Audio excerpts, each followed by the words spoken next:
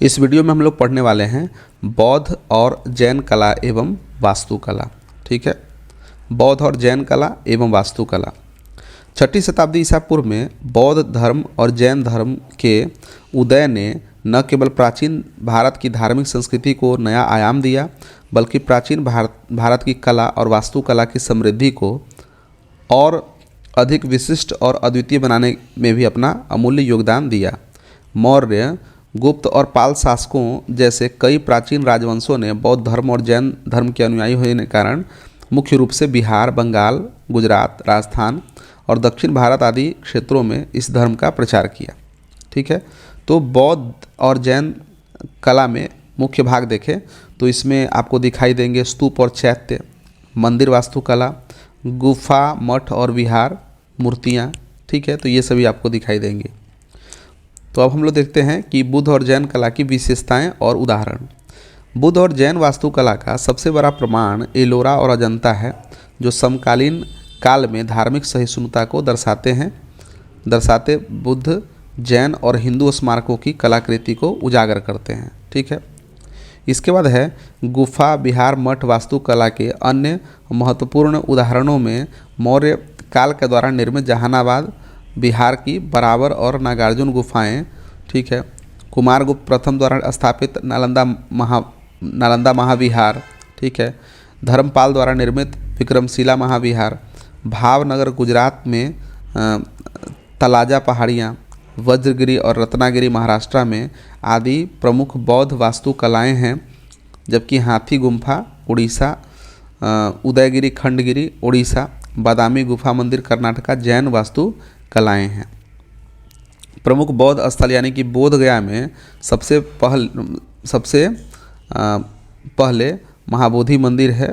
ठीक है, जो नागर मंदिरों की तरह संकीर्ण है, लेकिन द्रविड़ युग की तरह बिना मोड़ के ऊपर उठा है। ठीक है, जबकि सबसे पद्धति जैन मंदिर माउंट आबू में स्थित है, अर्थात बिमल शाह द्वारा निर्मित दिलवारा मंदिर काठियावाड़ गुजरात आदि में पालीताना मंदिर, ये सभी है।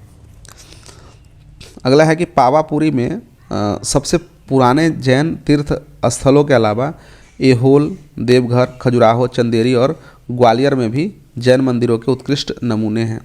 ठीक है, बुद्ध और जैन वास्तुकला शैलियों में स्तूपों का महत्वपूर्ण स्थान है।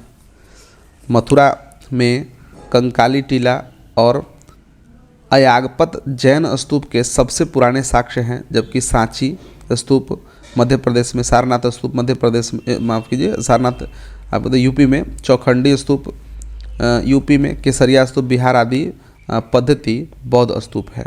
ठीक है, जैन और बौद्ध दोनों वास्तुकला में मूर्ति कला काफ़ी महत्वपूर्ण है, जो मुख्य रूप से पत्थर और कांसे में गढ़ी गई थी। नालंदा स्कूल की बौद्ध मूर्तियों में महायान पंथ के बौद्ध देवताओं जैसे खड़े बुद्ध, अवलोकितेश्वर, बोधिसत्व, मंजूश्री कुमार आदि को दर्शाया गया है। सिरपुर छत्तीसगढ़ में भी उड़ीसा नालंदा शैली की बुद्ध की कुछ मूर्तियां हैं। यहाँ स्कूल को बार बार देखें, स्कूल जो लिखा है इसका मतलब शैली, इसे समझें। और इसके बाद देखते हैं कि जैन मूर्तियों में श्रवण बेलगोला कर्नाटका में गोमतेश्वर की मूर्ति दुनिया का सबसे ऊंची अखंड स्वतंत्र संरचना है।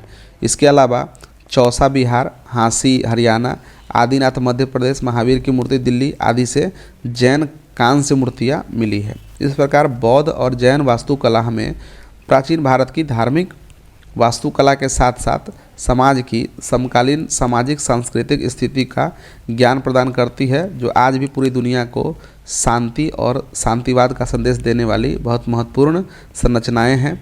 वे प्राचीन काल से भारत के सबसे जीवंत धार्मिक स्थलों में से एक के रूप में बिहार की ऐतिहासिक विरासत को भी बढ़ाते हैं। ठीक है, तो दोस्तों हम लोगों ने कला और संस्कृति का जो सभी भाग हम लोगों ने लगभग नहीं मैंने पढ़ लिया है, जिसमें कि हम लोगों ने मौर्य कला पढ़ा, मौर्य कला के बाद पाल कला के बाद हमने पढ़ा ये मधुबनी चित्रकला, पटना कलम चित्रकला। ठीक है, पटना कलम चित्रकला के अलावा हमने मधुबनी पेंटिंग, मंजूषा पेंटिंग पढ़ी, फिर भारत में मंदिरों के निर्माण कला को भी हम लोगों ने अध्ययन किया था। और अभी इस वीडियो में हम लोगों ने बौद्ध एवं जैन कला एवं वास्तुकला को पढ़ लिया है। तो इस नोट्स के अंतर्गत अगर देखें तो हमने सभी बातों का जिक्र कर लिया है। अब हम लोग आगे बढ़ेंगे और पढ़ने वाले हैं अगले वीडियो में जनजातीय विद्रोह। ठीक है।